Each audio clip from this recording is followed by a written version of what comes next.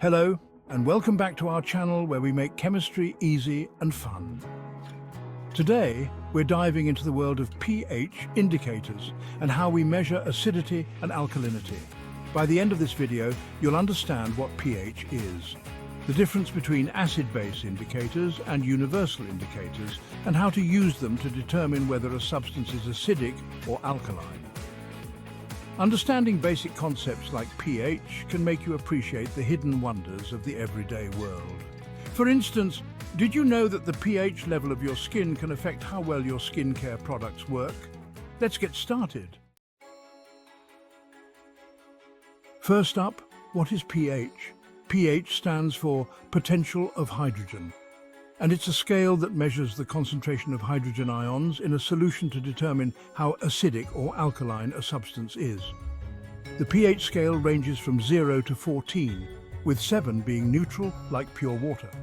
Substances with a pH less than 7 are acidic, and those with a pH greater than 7 are alkaline, or basic.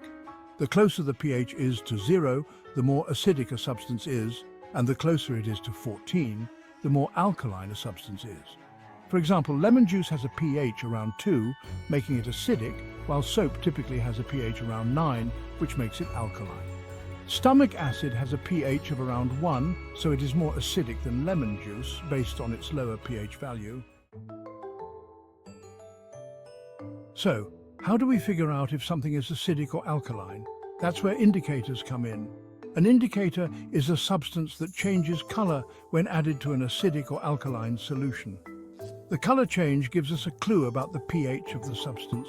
Indicators are really useful in chemistry because they provide a quick and easy way to identify an acidic or alkaline solution or even estimate its pH. Now let's talk about the difference between acid-base indicators and universal indicators. Acid-base indicators are substances that change color at a specific pH range. For example, litmus is an acid-base indicator that turns red in acidic solutions and blue in alkaline solutions. They can only tell you if a substance is acidic or alkaline, but they cannot tell its pH or determine how acidic or alkaline a substance is. On the other hand, a universal indicator is a mixture of different indicators that changes color across a wide range corresponding to different pH levels. This gives us a more precise measurement of the pH of a solution. When you use a universal indicator, you can match the color change to a chart that tells you the pH of the solution. Let's look at some examples. Common acid-base indicators include litmus, phenolphthalein, and methyl orange. Again, litmus turns red in acidic solutions and blue in alkaline solutions. Phenolphthalein is colorless in acidic conditions but turns pink in alkaline solutions. Methyl orange, on the other hand, turns red in acidic solutions and yellow in alkaline solutions. These indicators are also useful in determining the endpoint in acid-base titrations, but we will discuss this in another video. For universal indicators, you can either use universal indicator paper or a liquid form. When you dip the paper into a solution or add a few drops of the liquid indicator, the color change can be compared to a pH chart to determine the pH. You can make your own universal indicator from red or purple cabbage. Chop up a piece of red cabbage and place it into a pot with water.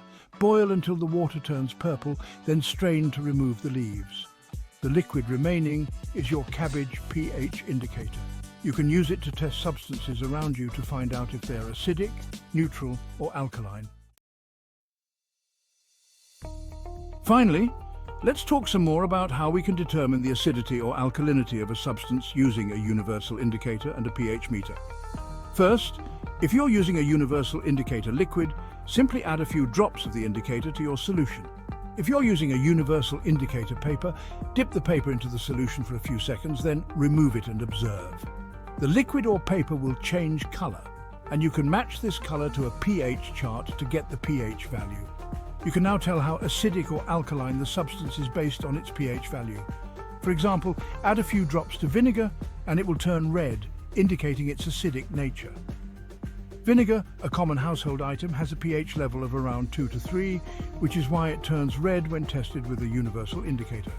Add it to a baking soda solution and it will turn blue, revealing its alkalinity. Baking soda, often used in baking and cleaning, has a pH level of around 8 to 9, making it a basic substance. This method is quick and easy, but it gives you an estimate rather than an exact pH value. Universal indicators are versatile and can be used to test a wide range of liquids, from household cleaners to swimming pool water. This versatility makes them invaluable in both scientific research and everyday applications. They help us ensure that things are safe and balanced. By using universal indicators, we can monitor the pH levels of various substances, ensuring that they are within safe and acceptable ranges for their intended uses. This is crucial for maintaining safety in our homes, workplaces, and environments. While indicators are great for quick assessments, they often lack the precision required for detailed scientific analysis. For a more accurate and precise measurement, you can use a pH meter. A pH meter is an electronic device that measures the pH of a solution with high accuracy. You simply place the probe in the solution, and the pH meter gives you a digital reading of the exact pH. Regular calibration of pH meters is necessary to maintain their accuracy. This involves using standard solutions with known pH values. pH meters are commonly used in laboratories where accuracy and precision are crucial. Scientists and industries rely on pH meters for various applications, from monitoring water quality to controlling chemical reactions. In pharmaceuticals, precise pH measurements are vital for drug formulation and stability testing. While pH strips offer a quick and easy way to measure pH, they cannot match the precision and reliability of pH meters. And that's it. We've covered what pH is, the role of indicators, the difference between acid-base indicators and universal indicators, and how to determine the acidity or alkalinity of a solution using these tools.